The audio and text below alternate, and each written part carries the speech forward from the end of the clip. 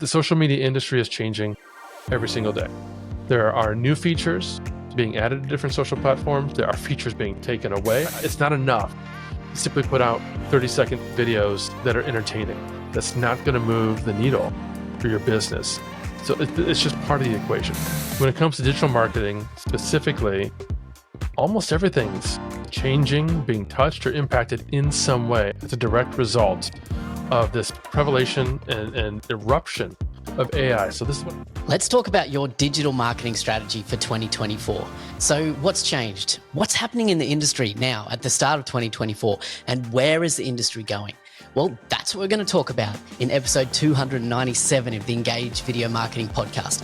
We're pulling right back and we're looking at the landscape of digital marketing here at the start of 2024 with my guest, Mike Allton. Let's go. G'day, my friends, and welcome back to the podcast. This is another interview show today, and I'm really excited for today because this was a fascinating chat with a guy who's really deep in the world of digital marketing across the gamut of channels and industries, and he's got a lot of experience to share. So if you're new here to this podcast, the purpose of the Engage Video Marketing Podcast is I want to help you become more confident as a video strategist. So if that sounds something that's valuable to you, then stick around, hit that follow button on your podcast player, hit that subscribe button here if you're watching on YouTube, and thanks for being here. All right, let's talk about Mike. So my guest today is someone that I met at a conference over in the US a year ago, but I've been aware of him and what he does for a number of years as well. So Mike Allton is a fractional CMO. He's an international keynote speaker and author at the Social Media Hat. He's also head of strategic partnerships at Agora Pulse, which is the online scheduling and social media tool that we use here at Innovate Media and Engage Video Marketing. An amazing tool, check it out. And his role at Agora Pulse is where he strengthens relationships with social media educators, influencers, and partner brands. Now, Mike spent over a decade in digital marketing, and he brings a unparalleled level of experience and excitement to the industry, whether he's delivering a presentation or leading a workshop or joining us on the podcast here today. All right, let's get into this chat talking about the world of digital marketing for 2024 with Mike Allton. G'day, Mike. Welcome to the podcast. Thanks, Ben. It is an absolute pleasure to be here. I appreciate you inviting me, and I can't wait to talk about marketing strategy and all the things we're going to get into today. Well, I mean, you've got years and years of experience in digital marketing across a whole gamut of professions and industries and roles that you've played in your career. And, you know, I know that there's going to be a lot of insight and value for our listeners and viewers today. But I just wanted to thank you for joining me because we met in person, I think, almost a year ago over at Social Media Marketing World in San Diego. And, you know, the little bit of conversation that we had, you know, prompted the idea that I should get you on the podcast sometime. It's taken nearly a year, but here we are. We've made it work. We made it. Excellent. So, Mike, I did a little bit of an introduction to you before we jumped into the interview here, but can you maybe introduce yourself a little bit as well? Specifically, kind of what got you into digital marketing? Like, what kicked this off for you? Yeah, so it all started in the late 2000s, and I had moved to St. Louis, and I started my own business doing mostly website design because that was something I taught myself how to do, and I was building really complex content management systems using Drupal. For those of you in the audience, if you know Drupal, you know I must have been a masochist to choose Drupal over WordPress, but back then it was way more powerful and extendable than WordPress. And I was building sites for businesses. And while I was doing that, I was writing and blogging about social media marketing, digital marketing, email, and so on. And I was hoping to educate my target audience, small businesses, about these marketing things and get them interested in hiring me as a web developer. That marketing ploy never worked. They weren't interested in marketing themselves. They just wanted brochure websites. But I caught the bug. I caught this interest in writing about and teaching digital marketing, all aspects of digital marketing. And so I started an award-winning blog, The Social Media Hat, in the early 2010s, like 2011, 2012 or so on, and took some roles as a CMO and some other kinds of roles for other businesses, and then eventually got hired by Agora Pulse. They're a social media management company based out of Paris. I've been with them almost 6 years, doing all kinds of things from influencers and affiliates to running virtual events. And I still today help businesses with their digital marketing, kind of understanding the role that different kinds of platforms, the strategies and tactics can play. I went to school for history, which is really strange. So I went to school for history, and I take this appreciation for how things were and how things have evolved over time, and I bring that to companies and help them understand things have changed. Certain things have changed, certain things have remained the same today. And here's a better holistic way, a strategic way to look at digital marketing. And so we're not just changing new and shiny objects. Yeah, well, that's awesome. And, exactly what you've just said there is the reason why I'm pointing to the wrong sign here. That's why I've got these words over my shoulder here. So for those watching video or who know my background, it's all about strategy first, right? Because I think the problem with digital marketing is there's so many different options. There's so many different tactics that people can employ. And often people get focused on the tactics. And that, I think, is a danger, because at the end of the day, the tactics are just a way of getting a message out there. But the strategy behind the right tactics is where success lies, right? So your insight and your experience of working in all those different ways that you've just explained to us there all comes down to, I think, just getting the right strategies in place for businesses. So can you reflect on that? Like, where do you see the importance between understanding the difference between tactics and strategy? Well, the strategy is the why. Why are we doing what we're going to do? Why are we trying to communicate in a certain way? Who are we trying to reach? What are they struggling with? What's the connection between what we want to accomplish and what they want to accomplish? And if you don't have that in place from the start, and you just leap right into the tactics, and believe me, I understand. First of all, people who are not experienced in marketing and driving marketing for business, they may not understand the differentiation. And there's also many times where a tactic just looks fun. Let's do the ice bucket challenge, or let's jump into TikTok, or let's do something else because it looks fun, and it is fun, and it may seem like a great idea. But if we haven't figured out that why first, why are we doing the things that we're doing? Who are we trying to talk to? What are the problems we're trying to solve for them from their perspective?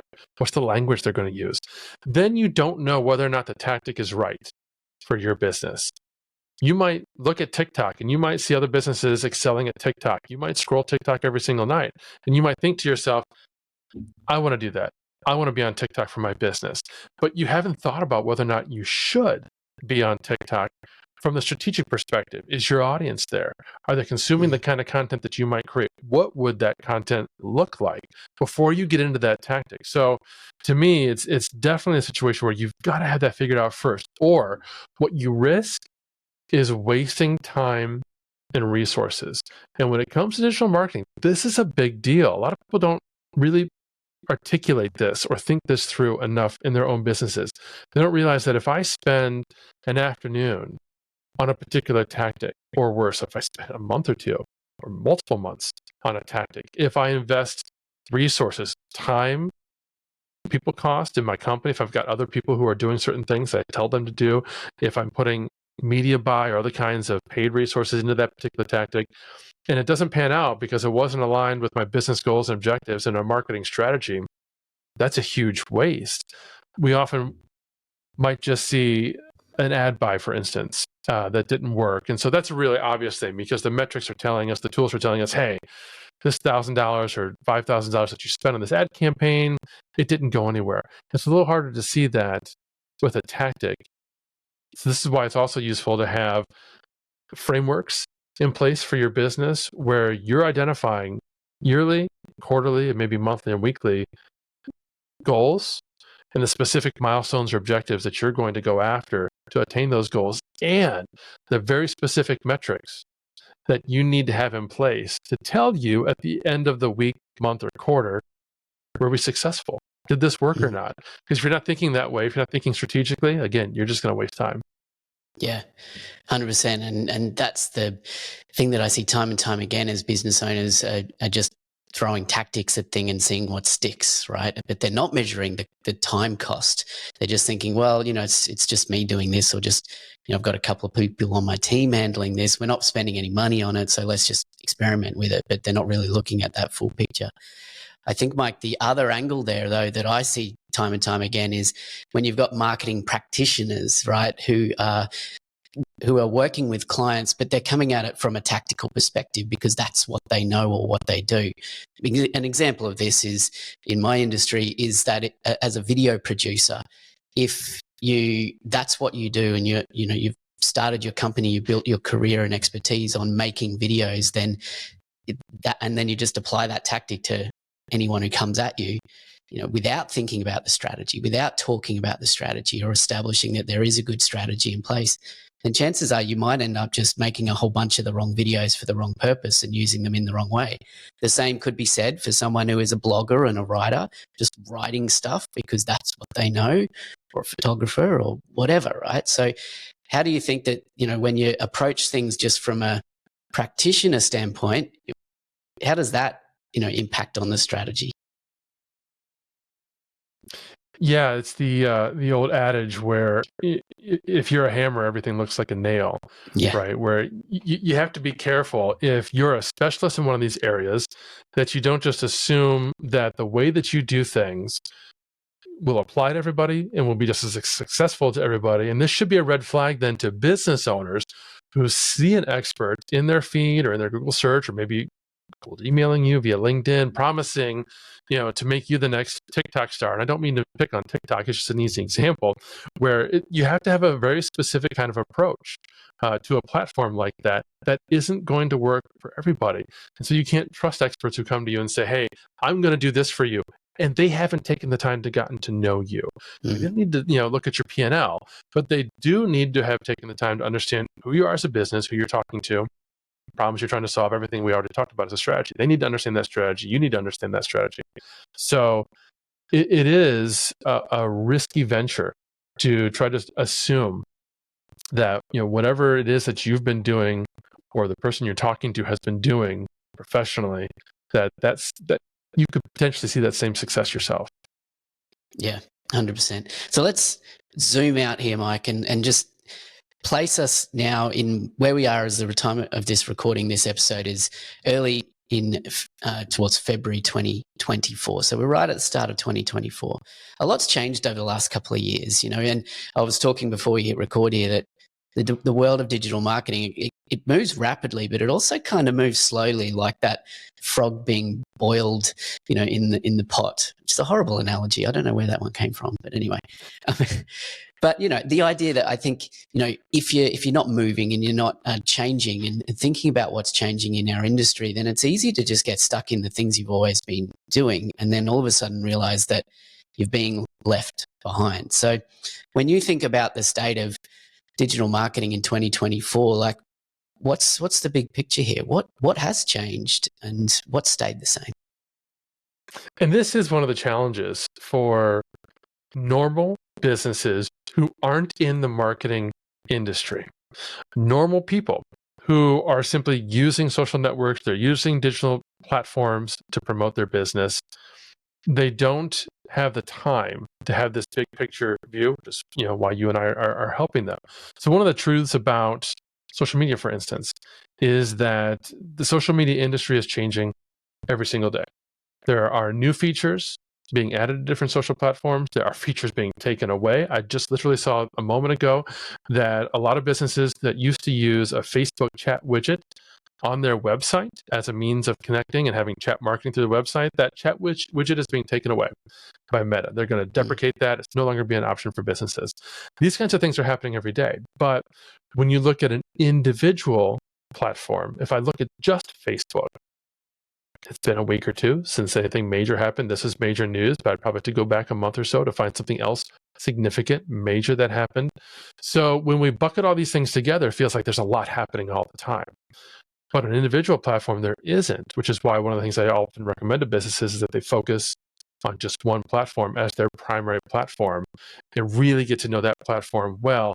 They'll be a little more shielded from these kinds of things that can happen and changes that can occur good, bad, or indifferent, because that one platform is going to change less often than the entire industry overall. Mm. But then there's another aspect to digital marketing, which is that the people that we're talking to and the way that they're consuming information, that's also changing on a day-to-day basis. As an individual user, whether you're a B2C or a B2B, customer, I'm a user who may be listening to your messaging and how I use digital platforms, whether it's social media, email, those kinds of things.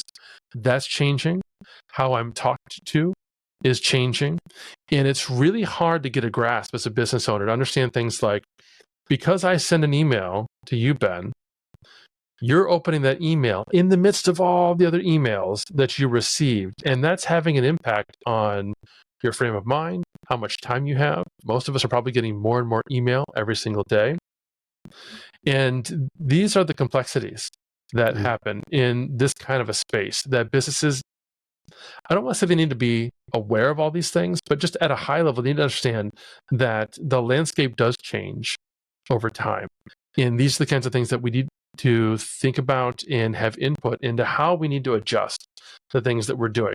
One of the reasons why short form video has become so popular is that it's not that people's attention spans are less. That's not really it. It's that we are bombarded by so much information. A short 30 to 60 second video simply has a higher likelihood of capturing that amount of my attention. I am happy to turn on Netflix and binge watch hours of entertainment. So I don't have a short attention span. But as a business, it's much more likely that you will get a little bit of my attention with a short video. Now, how we leverage that video and what we do next as a business, those are kinds of the deeper tactics and strategies that we need to talk through, because we do need to understand that it's not enough to simply put out 30-second videos that are entertaining. That's not going to move the needle for your business. So it's just part of the equation. Yeah. I always kind of refer to marketing as simplified down to, it's about moving people to take action, some sort of action, whatever that may be. And when you break that down, I think the key things there is you're moving. So you need to move those people. You need to activate them. You need to get their attention and cause some sort of change in their state or their belief or their understanding about something, right? So you need to move them. You need to activate in some way. But the critical part there of that statement is the people aspect. Marketing is about engaging and doing something to the people that you want to engage with. And so when you recognize that, regardless of the platforms or the tactics, if you're not thinking about the people who you're intending your marketing to be received by and how they're consuming content and how they want to receive your messaging, then you're probably going to fail. I think that's probably a generalization, but you need to think about your audience first and foremost, right? Absolutely. It should be about building relationships. Often it's not. Often businesses will look at the latest and greatest opportunity for them to move as fast as they can to get as much of their product in front of people as they can. And they'll burn that until they can't do it anymore. A great example right now is TikTok shops and TikTok ads. TikTok the last couple of years has blown up in usage, blown up in terms of actual time on site. People are just spending like literally hours with the TikTok app open on their phone. So then businesses start to come in and realize that there's a gold mine there and an opportunity for them to put in ads and get people's attention and make quick wins in terms of purchases. And I'll be the first to admit, I've done it. I've been scrolling a TikTok feed, and all of a sudden there's an ad for scarves or something that catches my attention quickly, and it's so inexpensive and so easy, I might go ahead and shop. But the problem now is that opportunity is becoming saturated. It's getting to the point where now there's a lot of ads, a lot of businesses running into the shops, and so usage is down. The expense to be a part of that from a business perspective, the ad buy is becoming more and more expensive. And it's soon going to be just like Facebook a few years ago, where at first when we came in as businesses, it was a treasure trove and we could do anything we wanted. And it was super easy to get in front of consumers. TikTok will be that soon enough. So this is where you really need to, again, hone in on your why, your strategy, and work on building relationships with your customers. I know that's hard for some businesses to visualize. I'm a mom and pop shop, or I'm a big corporate. How do I build a relationship with a customer? You can do it if, like you said, Ben, you're focused on moving them. If you want to think about it from a sales perspective, you move them through a classic funnel where at the top of the funnel, you've got short video content, short blog content that's helping them understand that there's a problem out there. Maybe they weren't really aware that they had this problem, but now that you've mentioned it, wow, yeah, I really am struggling with that. I'd kind of like to learn more. And then you've got other pieces of content, videos, blogs, ebooks, and so on that can help educate them and show them what they can do. And at any point in the process, you might be reaching people who already came to some of those conclusions through somebody else's content, but now they're doing a little bit of research. They're maybe using TikTok as a search engine. They may be using Google, and they're discovering that, oh, wow, your business might be exactly what I was looking for. Those are the kinds of things we need to focus on. Yeah, definitely. I mean, you just, as you're talking there, you're reminding me that marketers ruin everything, I think is the phrase that I've heard time and time again. Yeah, we do.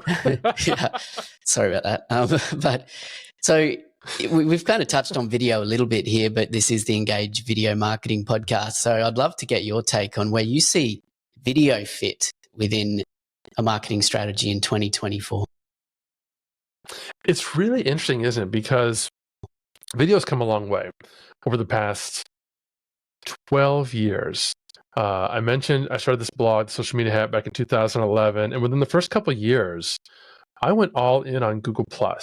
Now, I don't know how many of you listening today even remember Google+, let alone used it. But in the early 2010s, Google+ was huge. And the reason I talk about it is because they were actually the first platform to release multiple person live video. You could use Google Plus Hangouts on Air to have a live video broadcast with up to 10 people at once. To this day, nobody else really does 10 people at once because it was a little crazy. But back then, you were doing live video all the time. And Google Plus had a great algorithm and engine built in to help connect people with shared interests.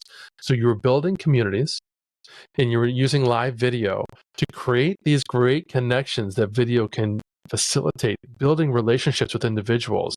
People who are watching or listening to me right now, they can hear my tone of voice. They're watching, you can see my facial expressions and my body language, and that helps instill in you that perhaps I'm trustworthy, maybe a little bit likable, right? So that I'm somebody that you might relate to and listen to in the future. And video can still do that today. Now we've got a little bit more of a distributed opportunity for video. So that is a little more challenging now. Where do you go live? Where do you publish your video? And I predicted this like 8 years ago, that pretty much all the platforms would support live video or video in some capacity. And that's true today. So what we need to think about is, where's our audience hanging out the most? And how can we leverage video to get in front of that audience and build relationships? And I still, to this day, think live video is the best means for that. Because if I go live with an audience, that's an opportunity for them not only to see and hear me, but for them to actually engage with me. They can ask questions. I can acknowledge them. I can talk to them. I can say, hey, John, thanks for coming today. Let me bring that question on screen. That's a great question. Let me have my guest address that if I'm talking to somebody else like we are today. That's a great means to get people engaged and to actually, again, bring people down that funnel with you.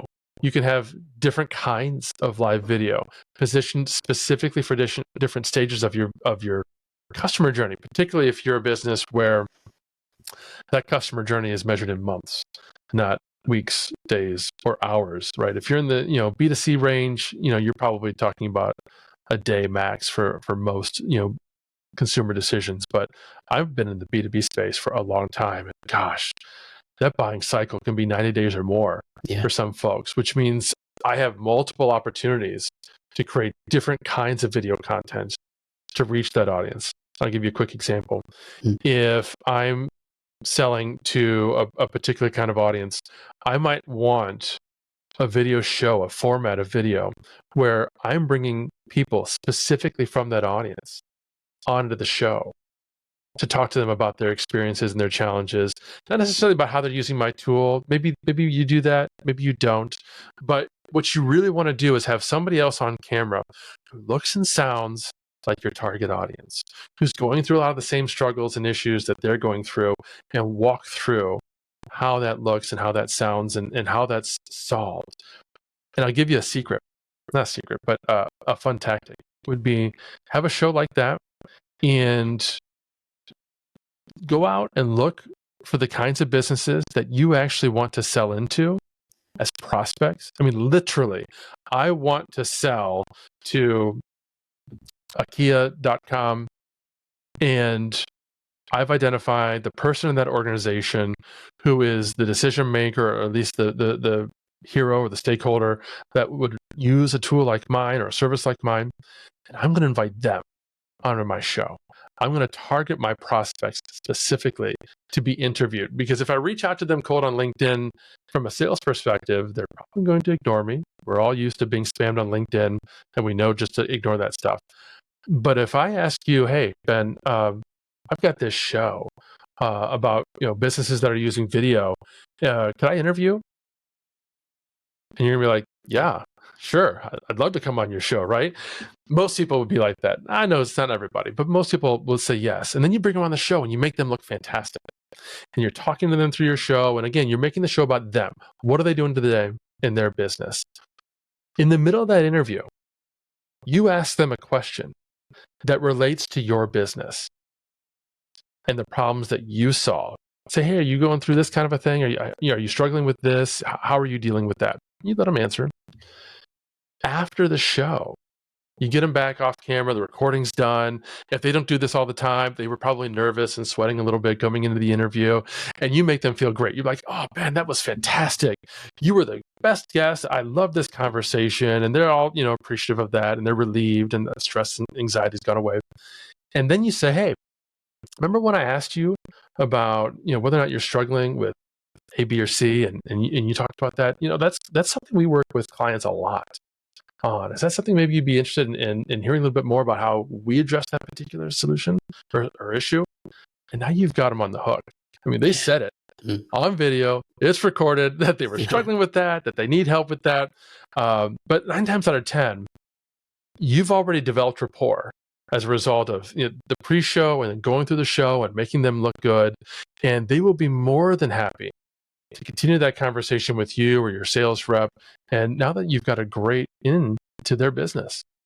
Yeah, I love that. I think live video is still seriously underutilized by so many businesses. So I'm glad you mentioned that with that specific use case as well. I mean that's a strategy actually that we've recently started to really double down on in my video agency. Is we've started it's not a live show, but it is a new podcast in video and audio form, and it's the exact same strategy where we invite specific targeted business leaders from our area who would be great clients for ours into our studio here, make them look great, lights, sounds, looks great because it's recorded in our physical studio here. And yeah, it's great. And exactly that. It's the conversations after the recording where we get to plant the seeds and open up further conversation. So fantastic. Yeah, really good strategy there.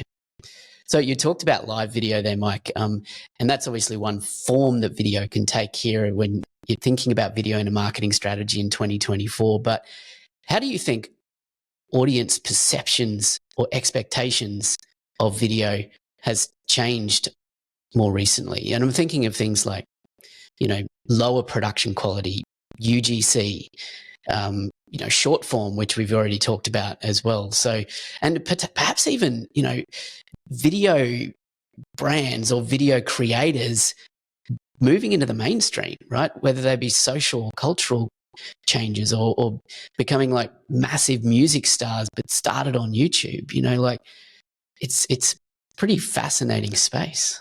Yeah, it's really interesting to me that there's actually been some ebb and flow, from my perspective at least, in terms of like quality of video that audiences expect. Initially, I mean, nobody had any expectations. It was all new. And I'm talking again like 10 or 15 years ago. But you go back, say maybe 5 or 6 years ago, it seemed like there was a much higher expectation for high production value. Those 3 words were actually a part of most of the conversations I was in. What's the production value? How do we get high production value? And, and then we're talking about, nice DSLR cameras and great audio and lighting and all the things. That was a underlying conversation all the time. And I don't know if it's a relation to the development of iPhones and having just great cameras in our pocket, or if it's, again, marketers ruining everything and realizing as an audience that high production value often means that they're just pouring tons of money into this video production and they're trying to sell me something, and I can't really trust it then if it's high production. It's a little hard to know. I haven't done enough research to know what the difference is and which is the case, but probably a little bit of both. So today it does feel like the pendulum's gone the other way, where now people are looking for iPhone type video production from the people that they want to follow on social media and that sort of thing. That doesn't mean brands shouldn't still create great video. I'm not saying that at all. But it almost seems like if you're an individual creator, you're best served by putting your iPhone on a tripod and filming all of your content that way. You're pretty much guaranteed that you will feel and look authentic to your target audience. And that's something I personally struggled with because I have a great camera. I have great lighting and great audio. Why wouldn't I use this for video production? And I do. And every time I do and I put the video out there, I'm thinking, should I just shot that with my iPhone? Would it have been easier for me? Would it come across more authentic? I don't know. I don't know the answer to that. Yeah, that's a struggle I see particularly in my network of professional video producers who have, cinema quality gear, and if they're producing content for their brand, which they know they should be, they often don't because they don't want to go to the effort of busting out all their gear and making it and lighting it perfectly, and because that's quite time consuming often, but they know they need to be creating content.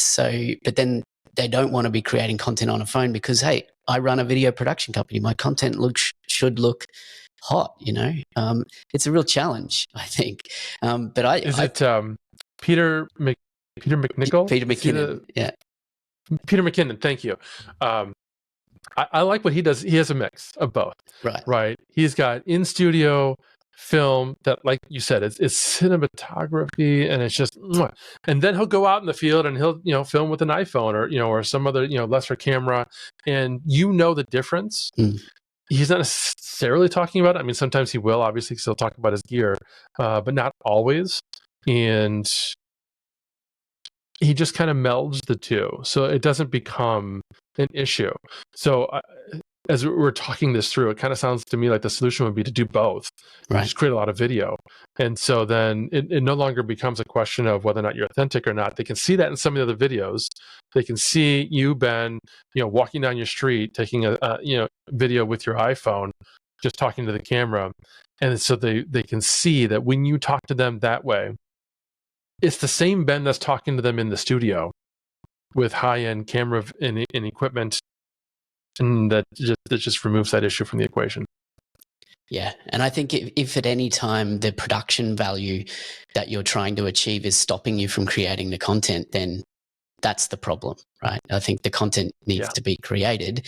If it's content created with a good strategy, and goals behind it, as we've discussed, but don't let production value stop you.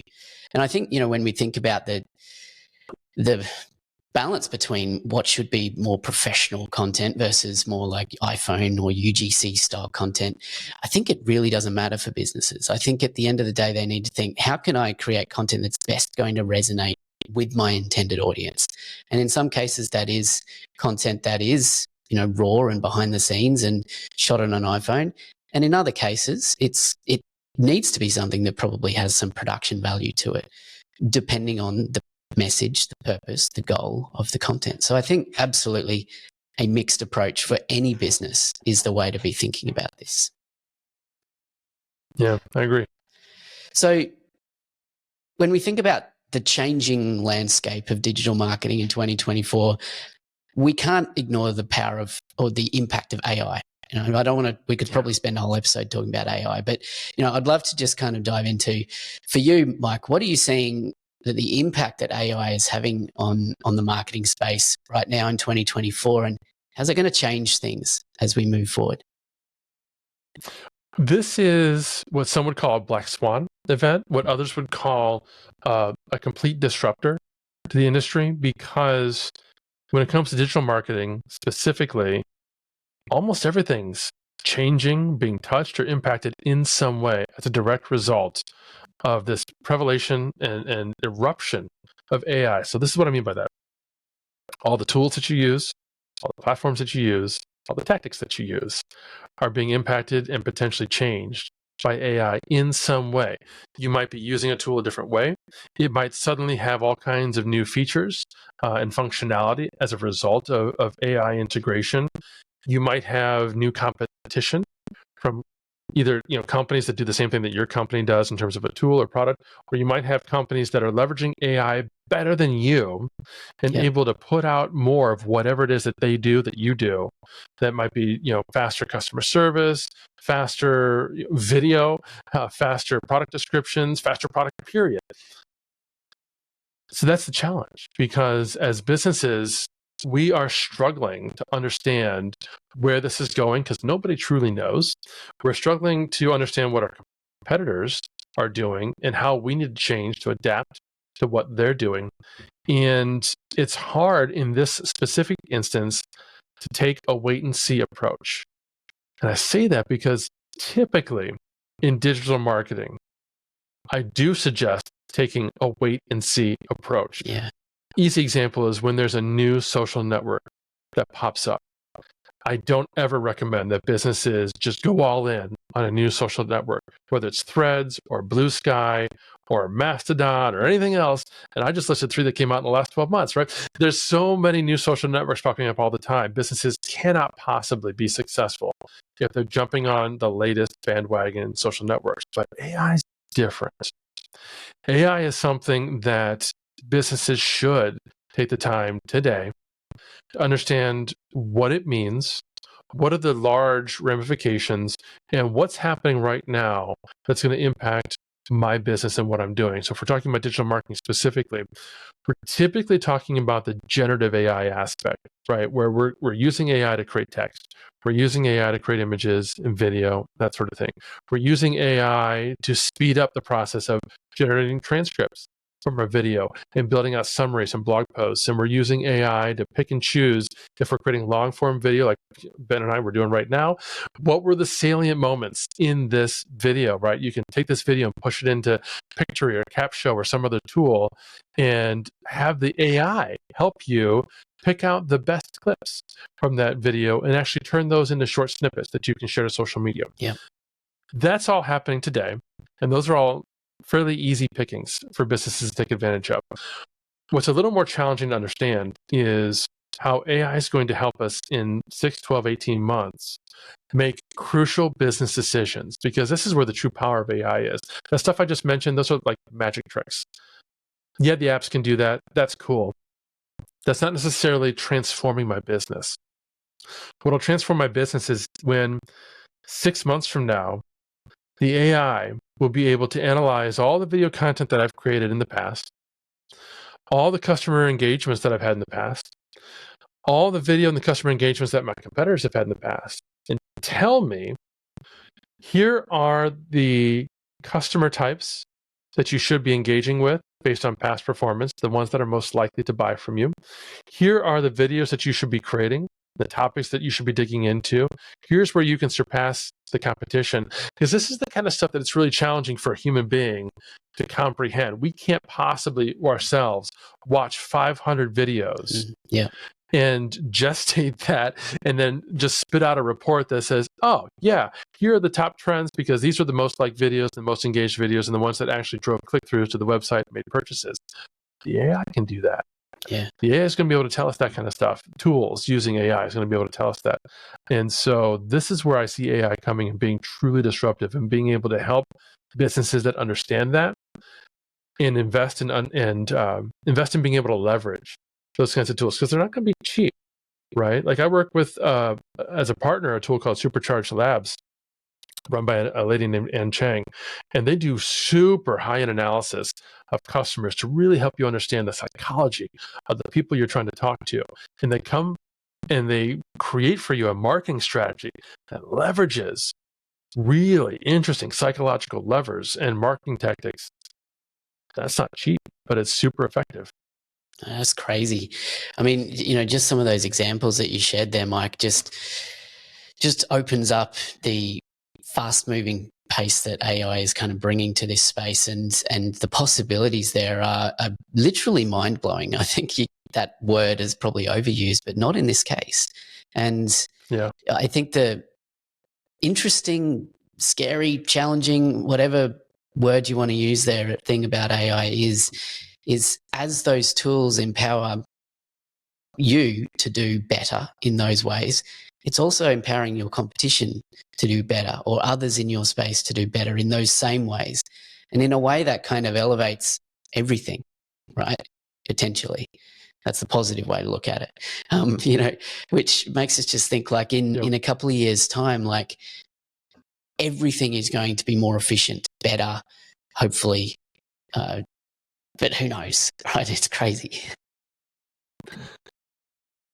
Yeah, I mean, people are worried about losing their job to AI and that sort of thing, which could potentially be a very real concern. But I would definitely just encourage people to lean into learning how AI can make their lives better, both personally and professionally. I love the Pi app, PI, that is basically a personal assistant on your phone that you can talk to and get voice responses back, and you can ask it things and run through scenarios, and whether it's very specific factual questions or existential questions. I mean, you can talk it through with tactics and strategy, personally and professionally.